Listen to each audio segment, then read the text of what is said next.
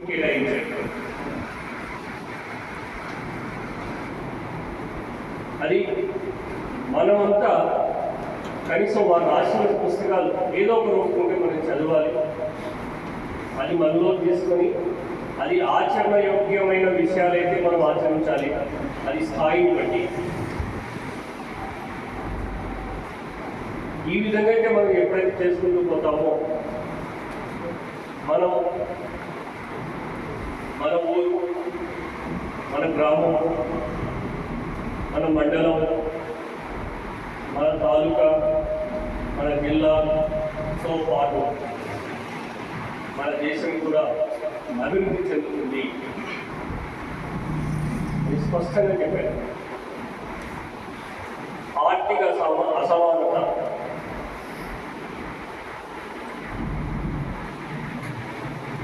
ఎక్కడ లేకుండా చెప్పే విషయాలు, చెప్పబడే విషయాలు ఎప్పుడైతే సంఘర్షణ లోపల ఉంటుందో, మనసులో ఉంటుందో, ఆ సంఘర్షణ వల్ల ఉత్పన్నమైన భావాలు వేరే విధంగా ఉంటాయి. ఆ భావన అవలంబించుకొని మన వొకేషనల్ కాలేజీలో వీరి యొక్క వర్ధంతులు, జయంతులు మీ అందరికీ తెలియజేయడానికి 21 నుంచి మన కాలేజీలో జరుగుతున్నాయి. ఎన్నో విమర్శలు, విమర్శలు ఎస్, మీరు ఏ ఒక్కరైనా సరే రేపు కాంపిటేటివ్ ఎగ్జామ్స్లో పాస్ అవుతే చాలు, అలాగే కావాలి. తర్వాత చదివిన ప్రతి ఒక్క స్టూడెంట్కి ఉద్యోగం వస్తుంది అని చెప్పాను. అది ఇప్పుడిప్పుడే సాకారం కాబోతూ ఉంది. మీరు ఎప్పుడైతే స్కిల్ పెంచుకుంటారో అప్పుడు మాత్రం అది సాధ్యమవుతుంది. ప్రతి ఒక్కరికి ఉద్యోగం వస్తుంది, బయటికి పోయిన వాళ్ళకు కూడా. అది త్వరలోనే మన కమిషనర్ గారి చేత కొన్ని డైరెక్షన్స్ వస్తాయి. వచ్చిన తర్వాత మీ ముందు పెడతారు. సరే, రేపు రిజల్ట్స్ 18th, 19th అంటున్నామా, ఫెయిల్ అయితే బాధపడాల్సిన అవసరం లేదు, వీళ్ళకు పని పెట్టాల్సిన అవసరము లేదు. ట్రైన్స్ పని పెట్టద్దండి, బావులకు నీళ్ళు దొరకడం కష్టం, బావులను ఉపయోగించుకోవద్దండి. ఓకే, అవన్నీ కాకుండా పాస్ ఫెయిల్ని సహజంగా ఈక్వల్గా తీసుకోండి. ఇంప్రూవ్మెంట్ ఉంటే ఇంప్రూవ్మెంట్ కట్టుకోండి. ఎటువంటి అగాధ్యానికి పాల్పడకుండా మీరు స్కోర్ చేయడానికి ప్రయత్నం చేయండి. ఇంట్లో వాళ్ళు తిట్టారు, చాలా తిట్టారు, మేము తిట్టాము,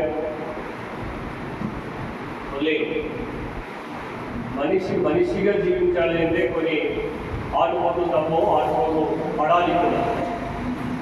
మనంతా గోల్డెన్ స్పూన్ కాదు. నరేంద్ర మోడీ గారు కూడా చెప్పారు, భారతదేశంలో గోల్డెన్ స్పూన్ ఏం కాదు అని. రాహుల్ గాంధీ కూడా. సో ప్రతి విషయంలో, ప్రతి చోట, ప్రతి స్టేజ్లో కష్టపడాల్సిందే. ఈ కష్టపడడానికి మీకు ఇలాంటి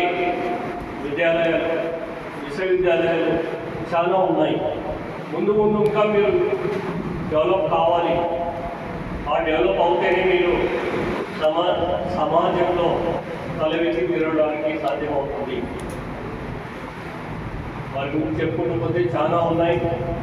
సో సార్ వాళ్ళు చెప్పింది నోట్ చేసుకొని రేపు జరగబోయే నెక్స్ట్ కాంపిటేటివ్ ఎగ్జామ్స్ చెప్పేది కావాలి. అండ్ చాలా తక్కువ మంది 228 మంది ఉండాలి, ఆల్మోస్ట్ ఆల్ 80. సో మీరందరూ క్లాస్ రండి. ఇలాంటి క్లాసెస్ జరుగుతాయి, ప్రాక్టికల్స్ కూడా జరుగుతాయి. సో వారిని స్మరించుకుంటూ మనం వారు రాసిన పుస్తకాల గురించి చదవండి. ఎక్కడున్నా సరే చదవండి. ఒక 5 నిమిషాలు కేటాయించండి. చదువు వల్లనే సాధ్యమవుతుంది మీకు అవన్నీ. తర్వాత మన రామకృష్ణ సార్ మనలో సంకోవచ్చు.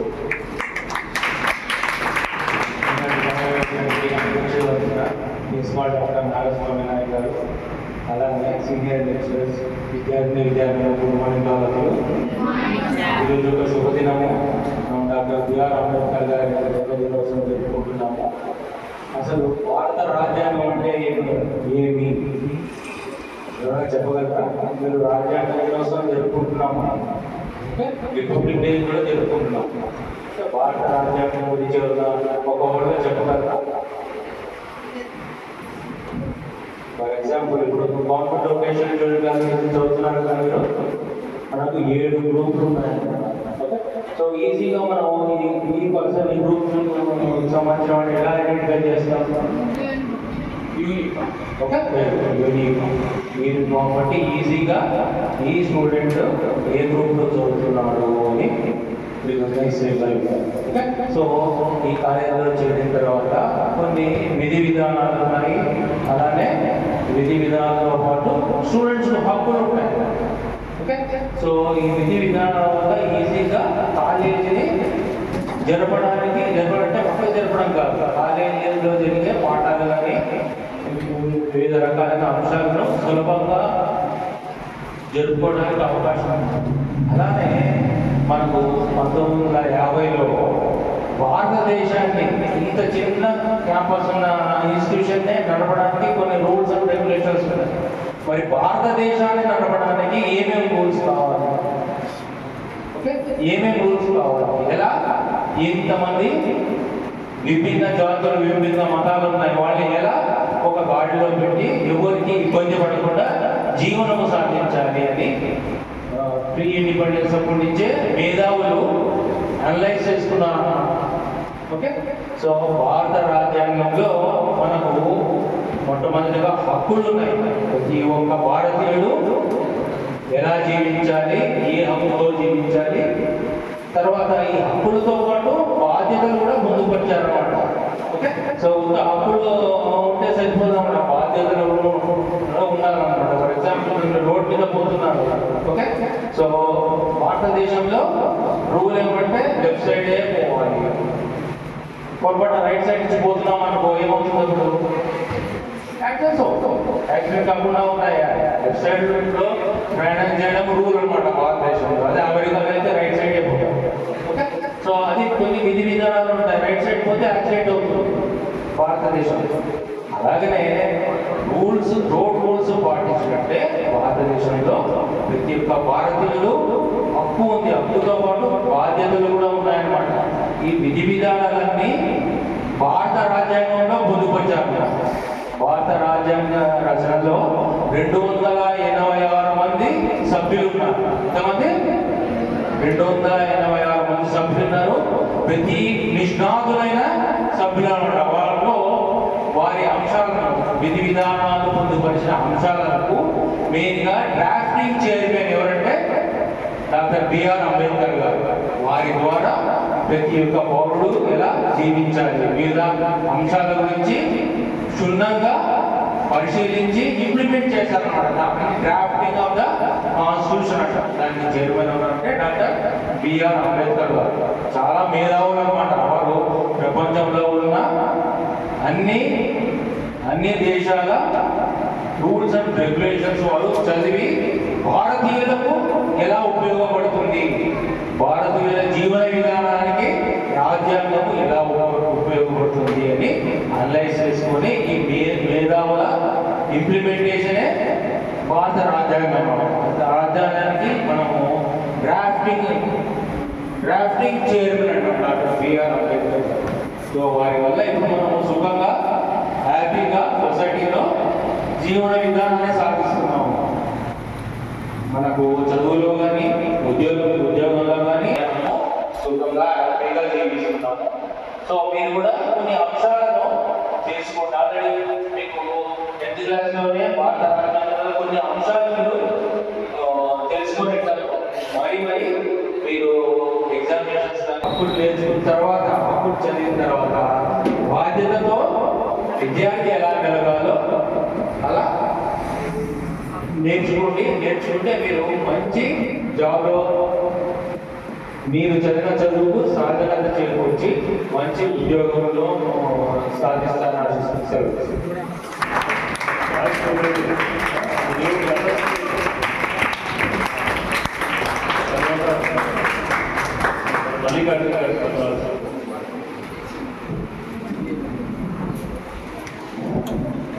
గౌరవమైన కళాశాల ప్రిన్సిపాల్ డాక్టర్ నాగస్వామి గారికి మరియు సీనియర్ అధ్యాపకులు రామకృష్ణ గారికి, విజయశేఖర్ సార్ గారికి, సోమేశ్ సార్ గారికి, మురుగన్ రావు గారికి, అందరికీ అధ్యాపకులందరికీ నమస్కారాలు. విద్యార్థులందరికీ నా దీవెనలు. ముఖ్యంగా ఈరోజు మన ఒక గొప్ప కార్యక్రమం ఏర్పాటు చేసుకుంటున్నాం. ఎందరో మహానుభావులు, అందరికీ వందనాలు. అందులో ఆ మహానుభావుల్లో డాక్టర్ బిఆర్ అంబేద్కర్ గారు అంటే ఎందరో మహానుభావులు, మన మహానుభావులు దేవుడు నన్ను పెట్టుకుంటుంటే ఆ మహానుభావుల్లో మన డాక్టర్ బిఆర్ అంబేద్కర్ కూడా ఒక మహానుభావులు చెప్పుకుంటారు. ఎందుకంటే వాళ్ళు కష్టజీవి, ఎంతో కష్టపడి వివక్షకు లోనైనా కూడా, ఎన్నో ఎరుదెబ్బ తగిలినా కూడా, కుల వివక్షకు లోనైనప్పటికీ అతను విదేశాలకు వెళ్ళి చదువుకొని ఈరోజు మనం స్వతంత్రంగా బతుకున్నాము అంటే వారే కారణం చెప్పుకోవాలి. కాబట్టి education is the most powerful weapon which you can use to change the world. ప్రపంచాన్ని మార్చాలి అంటే విద్యే అతి శక్తివంతమైన ఆయుధం. కాబట్టి ఎడ్యుకేషన్ అనేది ఖచ్చితంగా కంపల్సరీగా ప్రతి ఒక్కరూ ఉండాలి. మోస్ట్ పవర్ఫుల్ వెపన్ అంటే విద్య అనేది అంత శక్తివంతమైన ఆయుధం. కాబట్టి మనకి చదివే బలం, కష్టమే ఆయుధం, లక్ష్యమే దారి. ఎప్పుడైతే చదువుకుంటావో ఆ బలం మీకు వెంబడే ఉంటుంది, కష్టపడతావో ఆ ఆయుధంలో పనిచేస్తుంది. ఎప్పుడైతే మీ లక్ష్యాన్ని ఎదుర్కొంటామో ఆ లక్ష్యమే మీకు దారి చూపిస్తుంది. కాబట్టి ప్రతి విద్యార్థి కష్టపడి చదవాలి. ఎందుకంటే ఉదాహరణకి ఒక ఇద్దరు పిల్లవాళ్ళు తీసుకున్నాం. ఒక విద్యార్థి ఏమో బాగా మొబైల్ కవర్ పడిపోయి అలసటం వహించుకొని ఎంజాయ్ చేస్తున్నాడు. ఇంకొక విద్యార్థి ఏమో తను ఎక్కడి నుంచి వచ్చాను అని తెలుసుకొని తను కష్టపడి చదువుకుంటున్నాడు. ఒక 5 సంవత్సరాల తర్వాత ఇద్దరు విద్యార్థుల్లో ఎవరేమైతుందో మీకు తెలుసు. ఒక విద్యార్థి ఏమో అలానే ఉండిపోతాడు, అలసట వహించుకుంటా మొబైల్ చూసుకుంటా జీవితం గడిపేస్తాడు. ఇంకొక విద్యార్థి దేశం కోసం ఎంతో కష్టపడి ఎంతో విద్యను అభ్యసించి ఒక గొప్పవాడిగా పేరు పొందుతాడు. అలానే మన జీవితం కూడా ఎప్పుడైతే మనము మన లక్ష్యాన్ని ఎన్నుకుంటామో ఆ లక్ష్యమే మనకి దారి చూపిస్తుంది. కాబట్టి ప్రతి విద్యార్థి కష్టపడి చదవాలి. Life should be great rather than longer. మనం ఎప్పుడు జీవితం అనేది పొడవుగా కాకుండా గొప్పగా ఉండే విధంగా చూసుకోవాలి. జీవితం ఎప్పుడు పొడవుగా ఉండకూడదు, గ్రేట్ అంటే గొప్పగా ఉండాలి. ఆ జీవితంలో మనం గడపాలి. నలుగురు మెచ్చే విధంగా ఉండాలి మన జీవితం అంటే. ఎందుకంటే ఎప్పుడు ఉంటామో తెలియదు, ఎప్పుడు పోతామో తెలియదు. ఇంటికి వెళ్ళాక బయటకు వస్తామో తెలియదు, బయటకు వెళ్ళాక ఇంటికి వెళ్తామో తెలియదు. కాబట్టి ఉన్న జీవితాన్ని పోగొట్టుకోకుండా గొప్పగా బతికి నలుగురిలో మంచి పేరు తెచ్చుకొని మనం సమాజానికి ఏదో ఒక విధంగా ఎప్పుడైతే మనం బాగుంటామో మన కుటుంబం బాగుంటుంది. మన కుటుంబం బాగుందంటే సమాజం కూడా బాగుంటుంది, సమాజం బాగుందంటే దేశం బాగుంటుంది. ఆ విధంగా మనమే నిర్ణయించుకోవాలి. మనం బాగుండాలి, మన కుటుంబాన్ని సరిదిద్దాలి. మన కుటుంబం బాగుంటే సమాజం కూడా బాగుంటుంది, సమాజం బాగుంటే దేశం బాగుంటుంది. కాబట్టి ప్రతి విద్యార్థి తన గురించి చెప్పుకోవాలి, తన లక్ష్యాన్ని ఎన్నుకోవాలి. ఏదైతే చేయాలన్నది మనం సాధించాలంటే, మన కళను నెరవేర్చుకోవాలంటే మనం కష్టపడాలి ఖచ్చితంగా. కాబట్టి ప్రతి విద్యార్థి బాగా చదువుకొని మంచిగా పేరు తెచ్చుకోవాలని ఆశిస్తూ నాకు ఈ అవకాశం ఉన్నటువంటి ప్రిన్సిపాల్ వారికి ధన్యవాదాలు తెలియజేస్తున్నాను.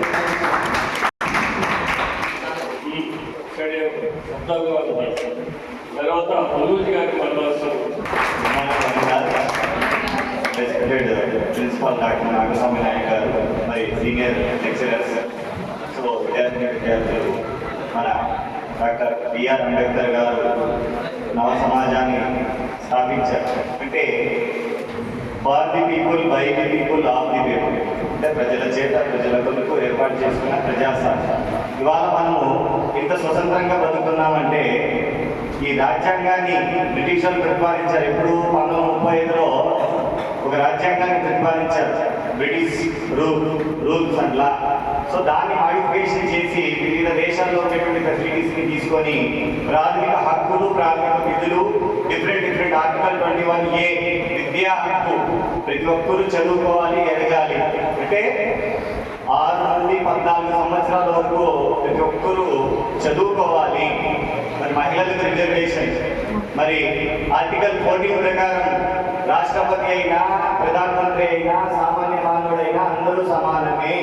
ఆర్టికల్ 16 ప్రకారం ప్రభుత్వ ఉద్యోగుల్లో నేను ఎక్కువ, నేను తక్కువ, ఎవరు ఎక్కువ కాదు. ఇక్కడ you are the cadre, you are the senior, you are the person. అంటే అందరూ సమానమైన రాజ్యాంగాన్ని రాసినటువంటి మహా వ్యక్తి.